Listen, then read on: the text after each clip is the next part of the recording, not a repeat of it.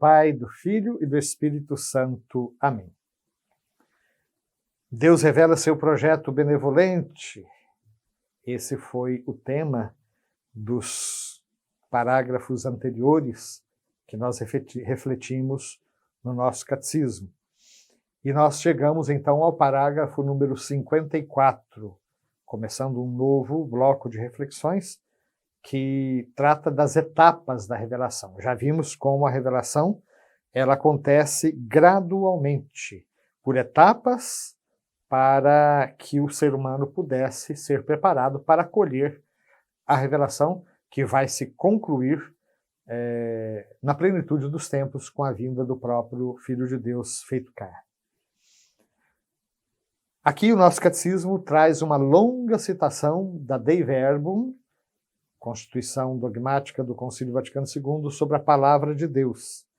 Deus, criando e conservando todas as coisas pelo Verbo, oferece aos homens um testemunho perene de si mesmo na criação. E aqui o nosso catecismo e o próprio concílio, né, já o fazia, cita João, Evangelho de São João, capítulo 1, versículo 3, que fala, ao anunciar o nascimento ou a encarnação de Jesus, no princípio era o Verbo, e o Verbo estava com Deus, e o Verbo era Deus. O Verbo se fez carne e habitou entre nós. E aí no versículo 3, tudo que existe foi feito por ele, nada do que existe foi feito sem ele. Por isso aqui, o nosso catecismo fala que Deus, criando e conservando todas as coisas pelo Verbo, oferece aos homens um testemunho perene de si mesmo na criação. São Paulo, na carta aos Romanos, capítulo 1, versículos de 1 a 20, descreve isso. A própria criação nos fala de Deus. Mas o catecismo continua. E, além disso, decidindo abrir o caminho da salvação sobrenatural, manifestou-se a si mesmo, desde o princípio, aos nossos primeiros pais. Sabemos do relato do Gênesis, no capítulo 2, como Deus caminhava com o homem e a mulher no paraíso no cair da tarde. Só que depois da queda, depois do pecado original, com a promessa da redenção, Deus lhes dá uma esperança de salvação. Já no começo, já no livro do Gênesis, nós temos, Gênesis 3,15, essa promessa de que a descendência da mulher haveria de calcar a cabeça da serpente. E Deus cuidou continuamente do gênero humano para dar a vida eterna a todos aqueles que, perseverando na prática das boas obras, procuram a salvação. Romanos 2, 6 a 7. Não apenas Deus promete, mas Deus realmente ao longo da história, e isso inclusive para aqueles que não ouviram, não tiveram a possibilidade de ter conhecimento da Bíblia, não ouviram falar na pessoa de Jesus, Deus cuida continuamente de todo o gênero humano para dar a vida eterna a todos aqueles que, perseverando na prática das boas obras, procuram a salvação. Vimos realmente logo na abertura do nosso catecismo que Deus quer que todos se salvem e cheguem ao conhecimento da verdade. No devido tempo, chamou Abraão para fazer dele pai de um grande povo. Isso está no capítulo 12 do Gênesis, Gênesis 12, versículo 2. Povo que depois dos patriarcas ele instruiu por meio de Moisés e dos profetas, para que o reconhecessem como o único Deus vivo e verdadeiro, Pai providente e justo juiz, e para que esperassem o Salvador prometido. Aqui nós entramos no contexto daquilo que a teologia chama de revelação especial. A revelação que Deus faz de si mesmo através da criação, através das suas obras, da beleza do cosmos e até mesmo através do mistério do mal, da dor, do sofrimento, dos questionamentos que no íntimo do seu coração o ser humano faz acerca do sentido da vida. Ao lado, portanto, dessa revelação dita natural, Deus começa uma revelação que nós chamamos de especial.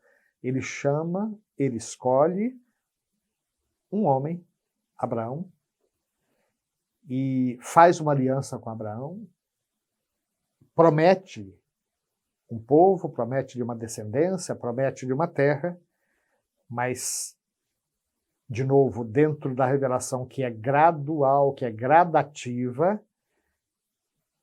Abraão deve ser pai de um grande povo.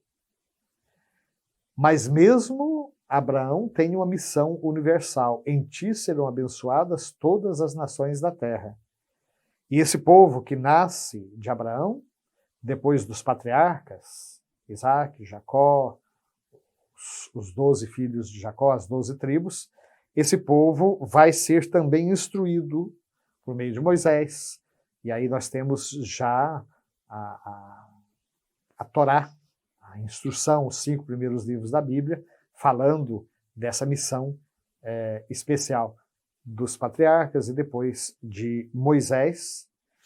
Depois Deus vai instruir esse povo através dos profetas e vai preparando-os para que eles reconhecessem a Deus como o único Deus vivo e verdadeiro, Pai providente e justo juiz.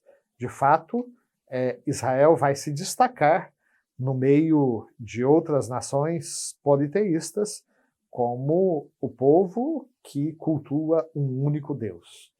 Verdade que nos textos mais antigos da Bíblia ainda não se fala de um monoteísmo estrito. Basta lembrar o Salmo 94, que diz que o Senhor é maior que os outros deuses. Então, dá a impressão que admite, passagem como essas admitem a existência de outros deuses, mas o Deus de Israel é um Deus ciumento, que não admite ser dividido na sua atenção, no seu culto com outros deuses. Mas, depois do exílio, os profetas, o povo de Deus, vão chegar a um monoteísmo estrito. Ouve, ó Israel, o Senhor teu Deus é um só. Fora dele não existe outro. E ele não é apenas o Deus de Israel, ele é o Deus de todos os povos, ele é o Criador de todo o universo. Então, o povo vai sendo instruído para que reconhecesse o Senhor como o único Deus vivo e verdadeiro, Pai providente e justo juiz, e para que esperassem o Salvador prometido. Assim preparou Deus, através dos tempos, o caminho do Evangelho. De fato, a esperança messiânica, aos poucos, vai fazendo parte da consciência do povo de Israel. E em Jesus, sobretudo, mas já no Antigo Testamento, Deus convida o seu povo a uma comunhão íntima consigo mesmo, revestindo-os de uma graça e de uma justiça resplandecentes. Em Jesus, mais ainda, nós somos configurados ao próprio Filho de Deus e nós somos vocacionados a uma comunhão de vida eterna com o próprio Criador, ou melhor, com a própria Santíssima Trindade. E essa revelação não foi interrompida pelo pecado dos seres humanos, nem pelo pecado original e nem pelos pecados subsequentes na história da humanidade. O ser humano pode desistir de Deus, Deus não desiste do ser humano. Isso para nós é profundamente confortante, porque mesmo quando nós queremos desistir, chutar o balde, como se diz, Deus permanece fiel na sua aliança. Afinal de contas, ele se comprometeu conosco de maneira irreversível. E essa aliança foi selada no sangue do próprio Cristo. Então, que o Senhor nos abençoe, abençoe nossas famílias, nos livre de todo mal e nos conduza à vida eterna. Amém.